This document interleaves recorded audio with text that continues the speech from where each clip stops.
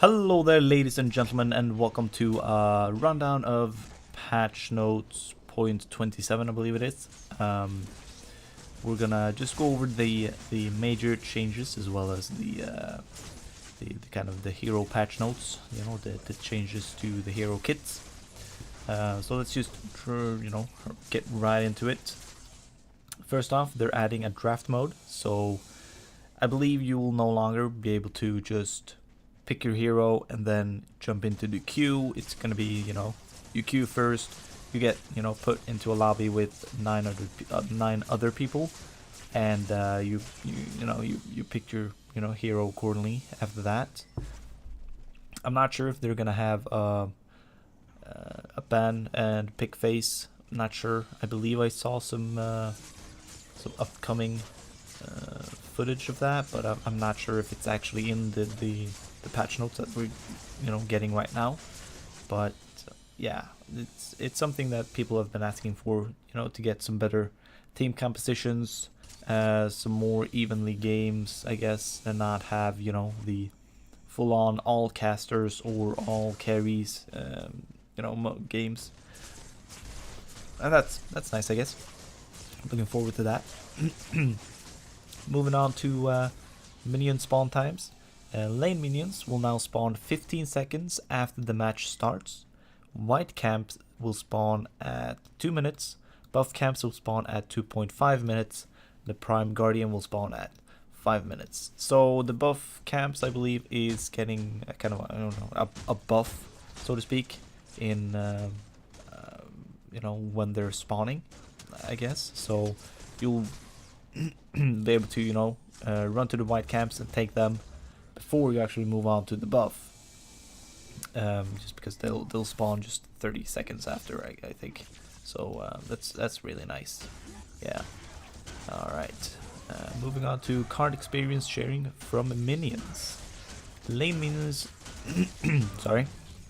Lane minions gives 100% card experience to the hero that gets the last hit. An additional 100% is paid out to nearby allies. However, those heroes share the amount. So, the person that gets the last hit on the minion will get 100% card experience. And then if there are any allies nearby, an additional 100% is paid out, between them. So if there's only one nearby ally, that person will get 100% as well. So the same amount as the person that got the last hit.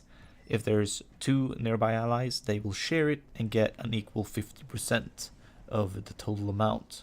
And then 33, if there's 3 people there, and so on and so forth.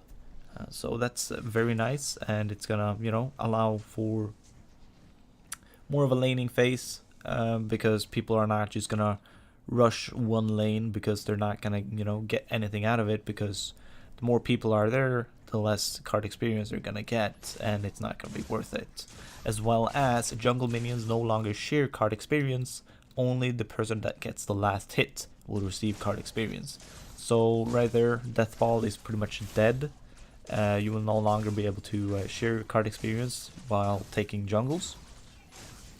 So only preferably the jungle role is gonna get the last hits on the jungle creeps, to get that boost in card experience, because they're gonna run the jungle and they're gonna need it. So that's pretty cool. I like that change. All right, minion updates. Reduce the number of ranged minions per wave to 1, so we will no longer have 3 ranged minions. There's gonna be only 1, so I would guess that is a total of 4 minions per wave, because 3 melee and 1 ranged. And then they updated the super minion wave to be 1 normal wave plus a super minion wave. And then after 40 minutes, when the late game hits, this will include another super minion. So a total of 2 super minions plus a normal minion wave is gonna equal the super minion wave. So there's no longer gonna be the full-on fucking 3 to 4 super minions just fucking pushing down the lane and just attacking the inhibitor, or the core, I mean. So that's a really nice change. It's it's gonna be easier to defend as well, which is pretty nice. But on that topic as well, inhibitors are getting an update. I believe they're gonna increase in health to from 3.5 to 4,000 health, I believe. But they will no longer be able to respawn.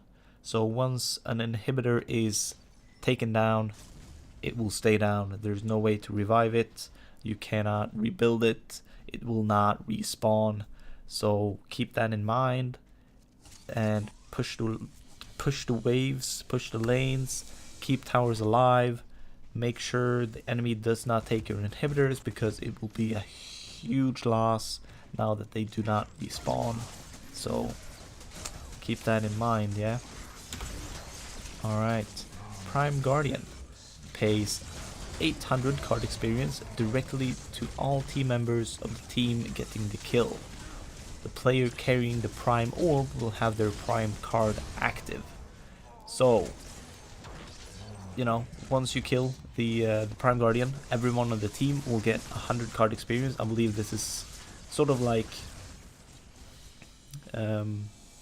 killing the Gold Fury in Smite, if you've played that. Even if you're not close by the Gold Harpy, you will still get the gold for the kill, because it's a, you know, it's a team shared, you know, kill. So 800 card experience, even if you're not there, you will still get them. I believe that is how it's work. That's how it's, you know, how it reads anyway.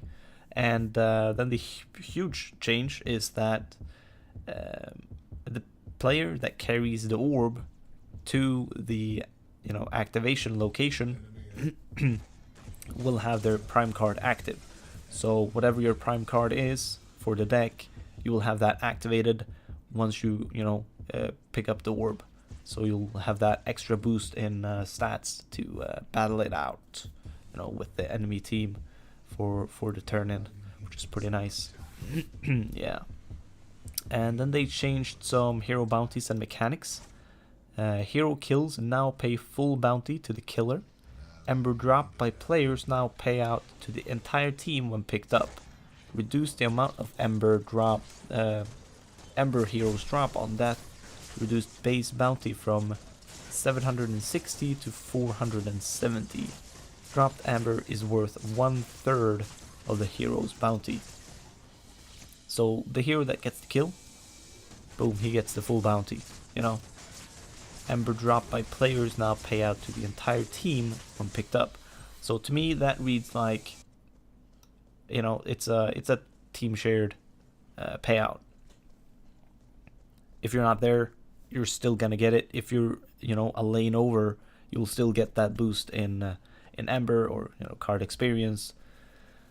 At least that is how it reads to me, how I understand it, because they lowered the numbers so much, and the Ember that actually drops when someone is killed is just 1/3 of the hero's bounty. So, you know, take 470, divide that by 3, and that is actually what is gonna drop on the floor for the, you know, for you to pick up and share with your, you know, teammates. So it would actually be a nice change if that is how it works. So with the very, very low number of Ember that is dropped, you actually get that, share that with the team. So that's at least how they worded it on the patch notes. So I believe that is how it's gonna be. And moving on to passives, all of them have been removed, with some being integrated into the remaining abilities. So we would no longer have any passives. They've either removed them completely, or they've been reworked into the hero's kit, into an ability, kind of, you know, that's pretty much. So a lot of the heroes no longer have their passives, while a few of them have them, you know, reworked into their abilities. Alright, basic attacks will no longer be leveled up. They will automatically scale with level and cards. So there is no longer, you know, a need to level those up. Once you hit a level, you could, you know, choose to either level up your basic attacks to deal more damage, or, you know, level up an ability. So they remove that. You don't need to level up your basic attacks. That will happen automatically once you level up, and they will scale with cards as well. So it's a nice change, I guess, but I kind of like to have had to have had that option to, all right, I want to put a point in my basic attack because, you know, I'm playing a carry, so I want my auto attacks to deal more damage. But then I have to sacrifice some ability damage maybe to you know, balance that out. Sorry. But yeah, I just felt that was a nice change from basically all other MOBAs. But yeah, whatever. And the weekly card pack for the coming week is Honor the Pure, which gives you 100 health, 75 mana, and has an active that shields based on your level to nearby allies. Very nice. Support card. Charging Brute gives you 7.6 physical power and has a passive on kill plus 20 move speed for 15 seconds. It's a very nice card there with a nice passive. Nano Drive, 75 mana, 16 energy penetration, has an active that gives you plus 80 move speed for each nearby hero at a max of plus 320 and lasts for 4 seconds. So that is the basic general patch notes, the most important stuff that you need to think about when going into point 27. We will be moving on to the kind of hero patch notes, and you know, read through the most important there as well, because there's a lot of changes. So yeah, let's get on to that. Alright then, let's start off with Decker. Her passive is removed. Stasis Bomb will no longer gain extended stun duration based on a travel range. It's going to be just a, you know, scaling with ability, you know, points you put into it. Containment Fence is getting a huge redesign. It will now prevent enemies from walking out. They couldn't do that before, but it also applies a small knockback and a low amount of damage whenever they attempt to leave. So if you walk into the walls, if you're in there, you walk into the walls, you're gonna get a small knockback and you're gonna take a little damage. However, enemies that touches this defense from the outside will be sucked inside. So if you're outside of the fence, do not touch it, because you will get sucked in and you will be stuck for the duration. So that is not fun. And no longer blocks allies from walking through the fence, but still stops enemy projectiles. This is a change I don't really agree with. I don't really feel it necessary. It added some skill to Decker to know when to place down her fence and when not to. Now it's just placed down to fucking just save an ally, because they can just run out. And I just feel that is kind of the wrong way to actually move with the game and the mechanic. But we'll see what, you know, shakes out of it. They could always change it back if they don't like what people are using it for, because it's just gonna become save one ally instead of trapping enemies and killing them, you know. So allies are just gonna run out of it and then stand from the outside and just shoot in, pretty much. And that to me just kind of feels sad and boring. Whatever. Moving on to Feng Mao. Passive moved to his base kit, so he still has his passive, but it is in his kit. Conversion Shield now activates a shield of the fixed magnitude based on your level. Based on the ability level. Now activates a shield of a fixed magnitude based on ability level. Sorry guys. So the shield is there. It's just nothing that has to do with his passive anymore. It's just it's a fixed shield of a, you know, number that scales with ability levels, so the more you put into it, the better the shield's gonna become, and that's pretty much it. The purple pips on Fangmao's right arm now indicates when the shield is available for activation. So he's gonna have some kind of light up, I guess, when the shield is active and when the shield is actually, you know, able to activate. So that's pretty cool, I guess. Reaping Dash now increases Fangmao's next basic attack that connects within 4 seconds. Fangmao's blade will glow to indicate the effect is active. So this is something I think is kind of cool. Hopefully they did not remove the damage from the actual dash, because I thought that was a really cool mechanic. Hard to use, but very, you know, rewarding. But yeah, he's now gonna get some extra damage on his next basic attack within 4 seconds. So we're gonna see that glow as well, indicating the effect of the ability. And that sounds pretty cool. I like that. I like more glowy and stuff like that. It's really nice. Alright, moving on to Gadget. Her passive is removed completely. Seek and Destroy. Slightly increased projectile speed. That is everything for Gadget. Her Seek and Destroy gets a little bit faster because it is super slow. Gideon. Passive removed completely. Cosmic Rift. Placement range increased from 1500 to 2000, so that's very nice. Black Hole added an extra pull towards the center when the ability begins. Pull strength has been increased to normalize at all distances from the center of the ability. Now casts instantly. Black Hole no longer pulls jungle creeps. So there's something that Gideon has needed for a long time since the update to the speed increase, base speed increase. So the pull is gonna be a lot harder. You will probably not just be able to walk out of the actual ultimate, and the pull is gonna be hitting extra hard, you know, towards the center when you actually activate the ability, and it actually casts instantly, which I kind of not agree with, because it was nice to be able to, because it's such a good ultimate. Actually it is. People don't think so, but it actually is. And the ability to having the ability to actually cancel it for him is pretty good of a, you know, it's a huge game maker or game changer, or, you know, a mechanic you should be able to do, in my opinion. But you know, whatever.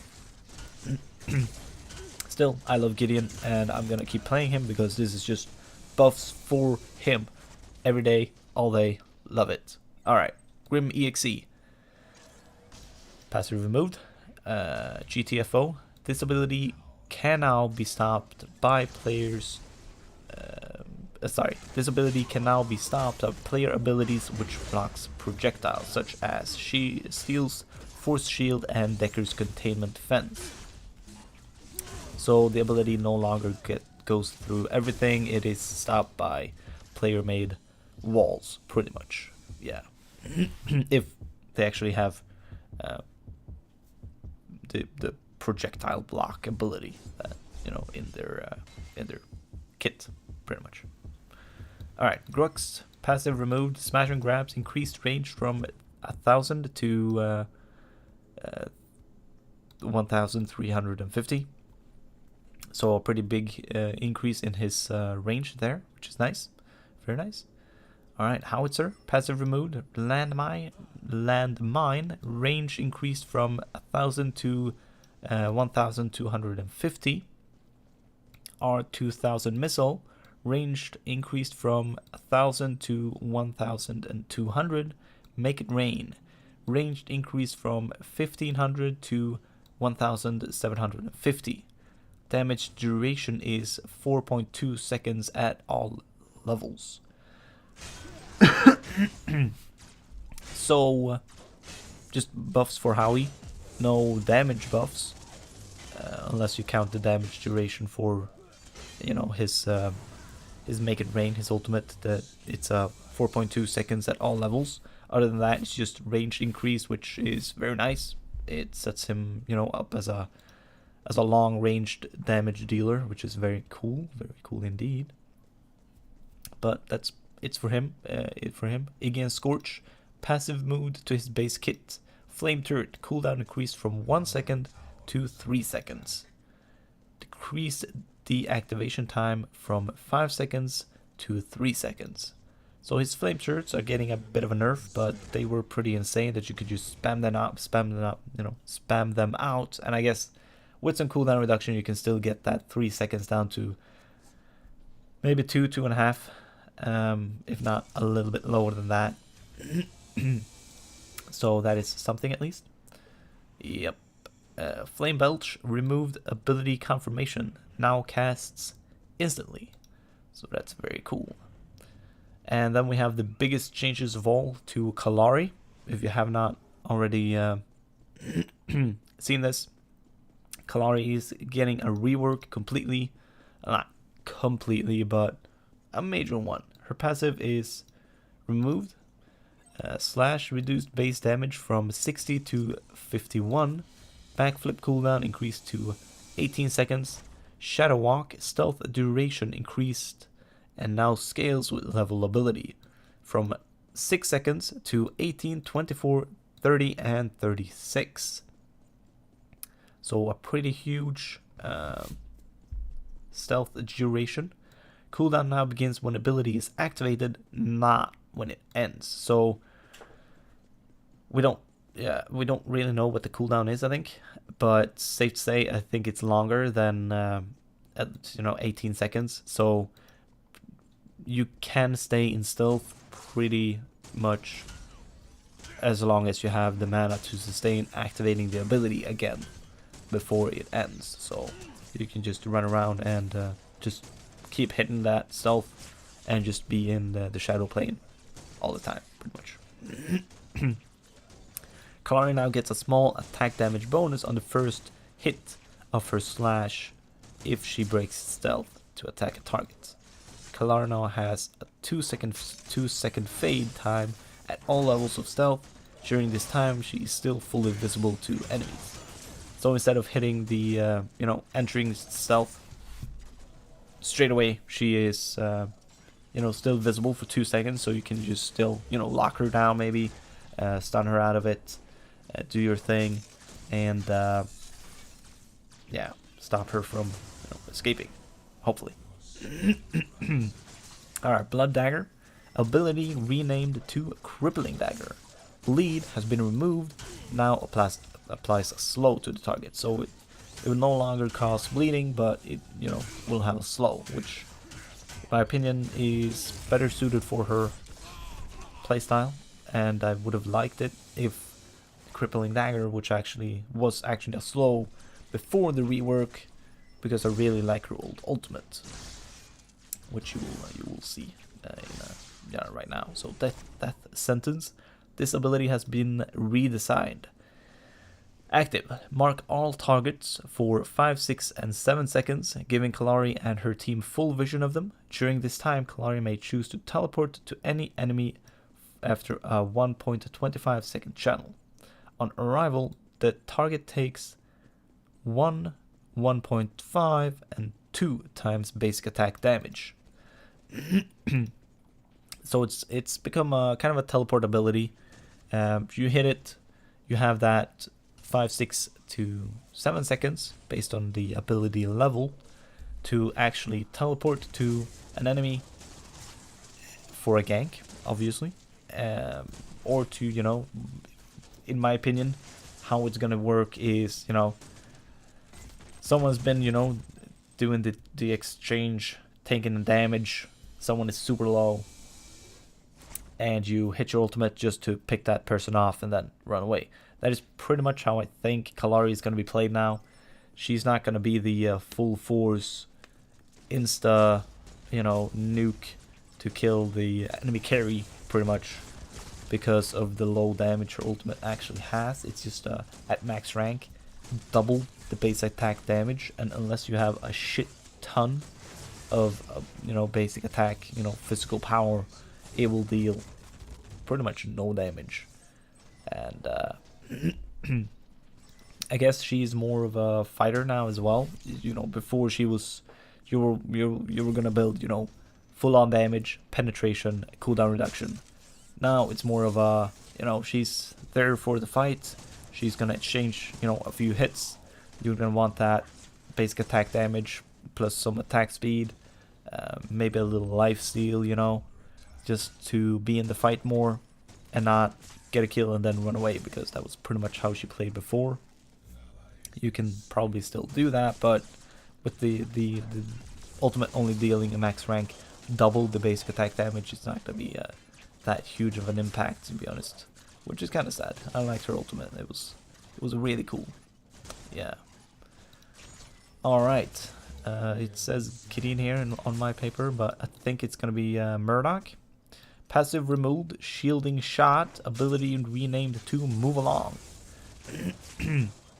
No longer provides damage reduction. Radius of effect has been increased. Now displaces targets instead of knocking them back. So it's gonna have the Grim EXE displacement bomb effect. You know, they're gonna glide away pretty much, and not get knocked up into the air. So that's pretty cool. Static lock now correctly turns invisible on shadow paths, so you'll be able to place them in the shadow paths and they're gonna fade away. So that's pretty cool. Devastating blast, damage to minions reduced to reduced by 76%. Ranged increased to global. Damage now ignores enemy targets energy resist. So not only will it, you know, not taking, you know, energy resist into account, it's now a global ultimate, so you can fire it from one side of the map to the other, no problem, as long as you have, you know, the aim for it, I guess. But yeah, it's pretty cool actually. I like it. Alright, Muriel, passive removed, alacrity, shield value adjusted from, I'm just gonna run the max rank numbers because there's a lot of numbers. 640 to 210 at max rank, so it's a huge nerf. That's like, you know, 1/3 actually, pretty basically almost. So it's a huge nerf. She's getting nerfs, you know, across the board pretty much. Consecrated ground, shield value adjusted from 480 to 325 max rank. However, increased cast range from 1000 to 1750. So almost double the actual cast range, but lower value numbers. Reversal of fortune, shield value reduction from 1100 to 850 at max ranks. Now applies soft cooldown if the ability is cancelled by a hostile action. Shows choosing to cancel the ability still triggers no cooldown. So yeah, a soft cooldown if an enemy interrupts you, but if you choose to cancel the ability, you will not get a cooldown on it. So pretty nice. Rampage now scales as a fighter.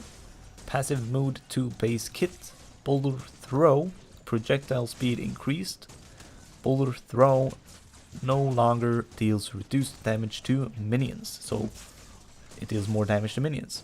Thick skin, ability renamed to King of the Jungle. Now increases Rampage's regen in the jungle by 4.2 HP per second at all levels inside of the jungle, in addition to its current effect. Pretty cool. Enraged. No longer provides 10% bonus damage. Alright, Richter now scales as a fighter. All supports or tanks scale as fighters right now, so that's pretty cool. Passive removed, shock therapy, fix the damage numbers and a tooltip description to properly reflect how much extra damage is added to whip. Indeed. Moving on to Severog, now scales as a fighter. Passive moved to base kit. Siphon now provides soul tap functionality. Subjugate applied Applied a slow no longer scales. So this slow doesn't scale anymore. Slow changed to minus 170 move speed for 3 seconds at all levels. Pretty nice. Sparrow. Passive mode 2 base kit. Hail of arrows. Card scaling reduced to 0.25. Invigorate. Ability renamed to Relentless. Ability has been redesigned. No longer increases attack speed. Passive successive hits on the same target deals additional physical damage. This effect can stack and triggers by all damage Sparrow causes. This ability can now caps at 10 stacks. Alright, so the passive of it is if you hit the same target, you know, multiple times, you will deal increased damage with each successive hit at a max of 10 stacks. So that is pretty cool, and it triggers by her hail of arrows, and all her pretty much. I think her ultimate as well. So that's pretty cool. Yeah. Moving on to Steel. Scales as a fighter. Passive removed. Force shield. Now removes enemy targets from Shadow Plane when slowed is applied. So this is more of a hit to Kallari than anything, I would say. Sure, people who are on the shadow pads, but much more Kallari. If you throw down the force shield in like a team fight and she happens to walk through it, she's fucked because that will break her stealth pretty much. So that's cool. Yeah. Moving on to Twin Blast. Passive moved to base kit. Rocket Dash. Travel distance added to tooltip. Nitro. Reduced mana cost. Increased cooldown to account for active duration. Grenade. Slow duration added to tooltip. Barrage. No longer has additional movement penalty during activation. So he's not going to get, slowed as much. So that's pretty nice. And that was pretty much the major changes to the heroes. And that's going to be it for my, read-through of patch notes 0.26. I hope you guys enjoyed it. This was a bit of a new setup, how compared to how I usually do it, because there's so much stuff in this patch. This is the biggest patch they've ever released, so I decided to do it this way, and I hope you guys still enjoyed it. Hit me up with comments of what could be improved. I will keep doing the other way because personally I like it more. It feels better to me, and it feels like it's more of a connection to my viewers.